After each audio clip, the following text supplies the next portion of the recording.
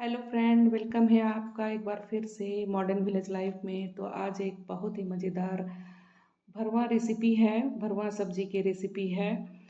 इस सब्जी का भी सीज़न चल रहा है और आसानी से मार्केट में भी मिल जाता है। ये सब्जी का जो टेस्ट है एक ख़ास अलग तरीके का होता है।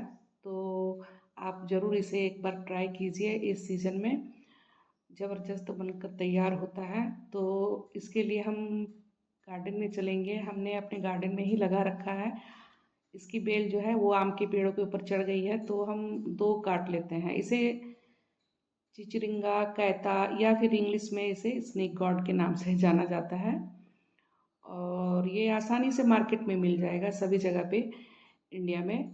और ख़ासकर हम जब बाहर सऊदी या कतर में रहते थे तो वहाँ भी ये आसानी से मिल जाता था। तो इसे छील करके काट लिया है छोटे टुकड़ों में, और अंदर से सारा पल्प हमने निकाल दिया है। सारे पल्प को ही निकाल देना है। और ऊपर से भी जो छोटे टुकड़े कर लिए हैं तो ऊपर से भी आप चाकू की सहायता से इस तरह से कट्स लगा दें, ताकि जब हम फ्राई करें तो फीलिंग बाहर नहीं निकले। तो इस तरह से कट्स लगा देते हैं सभी में। तेल लिया है, सरसों का गर्म हो गया है तो क्वार्टर टी स्पून सौंफ डाला है। कोई भी आप फिलिंग तैयार करें तो उसमें सौंफ का बघार कीजिए, बहुत अच्छा स्वाद आता है। एक बड़ा प्याज को रफली चॉप करके डाला है, 1 मिनट भुना है। और अब जो है, जो सब्जी के अंदर से पल्प निकला है उसे डाल देते हैं। बीज को, अगर बीज मोटे हो तो आप उसे चुन करके निकाल दीजिए। और साथ ही 3 आलू हैं उबले हुए।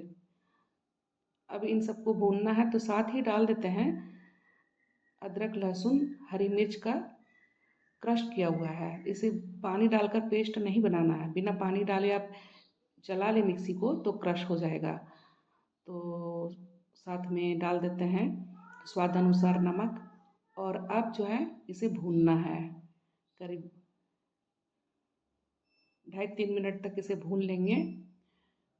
भून चुका है, पानी सूख चुका है, तो सूखे मसाले ऐड करने से पहले थोड़ा पानी ऐड कर देते हैं, मिक्स कर लेते हैं। और कुछ सूखे मसाले ऐड कर देते हैं, जैसे कि हल्दी है, लाल मिर्च पाउडर है, धनिया जीरा पाउडर एक साथ ही हम डाल देते हैं। और साथ में काली मिर्च का पाउडर है क्वार्टर टी स्पून। धनिया जीरा जो है वो हाफ टी स्पून डाला है। और अब इन सभी को भून लेना है अच्छी तरह से। मीडियम टू हाई फ्लेम में भूनेंगे। जब मसाले अच्छी तरह से भून जाए तो आलू को मैश कर लेना है।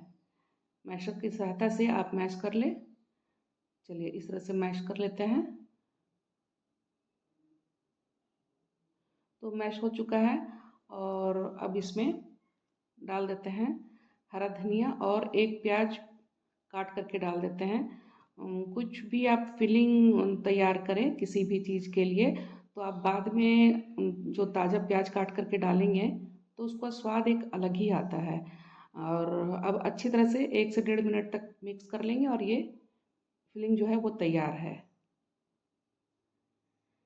तो चलिए निकाल लेंगे, ठंडा होने के लिए छोड़ देते हैं। दूसरी तरफ एक घोल तैयार किया है बेसन, पानी, नमक और लाल मिर्च पाउडर का, इस तरह से। और अब चलिए इसमें भर लेते हैं।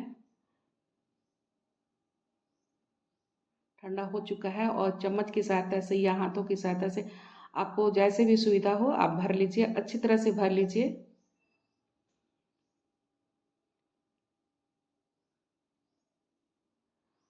आप चाहें तो जो हमने फिलिंग तैयार की है उसमें आप चाट मसाला या फिर थोड़ा खट्टा ऐड कर सकते हैं। और जब फिलिंग को हमने भर लिया है तो बेसन का घोल में डिप कर देंगे दोनों साइड से, तो ये लॉक हो जाएगा। यानी कि जब आप उसे फ्राई करेंगे तो जो भरावन है वो बाहर नहीं निकलेगा। और इसी तरह से करके सारी को हमने तैयार कर लिया है। चलिए तेल गरम किया है 3 टेबल स्पून एक पैन में, खुले पैन में। और सारे सब्जियों को डाल देते हैं। डाल करके थोड़ा सा सेट कर देंगे पहले, ताकि सारी सब्जियां जो है अच्छी तरह से पके। और फिर ढक देना है। ढक करके इसे मीडियम टू हाई फ्लेम में इसे पकाएंगे। करीब 3-3.5 मिनट हो जाए तो इसे खोल लेते हैं। और अब इसे टर्न कर लेना है। सभी को 1 बाय 1 करके टर्न कीजिए।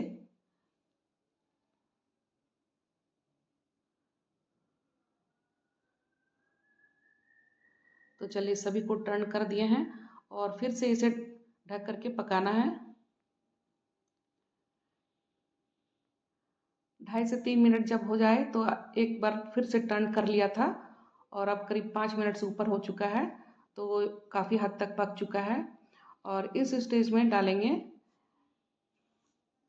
खसखस यानी पोस्ता दाना को पीस लिया है हरी मिर्च के साथ, और इस तरह से लिक्विड तैयार किया है और डाल देते हैं चारों तरफ अच्छी तरह से। और डाल देने के बाद में आपको चलाना नहीं है, बिल्कुल इसी तरह से ढक देना है।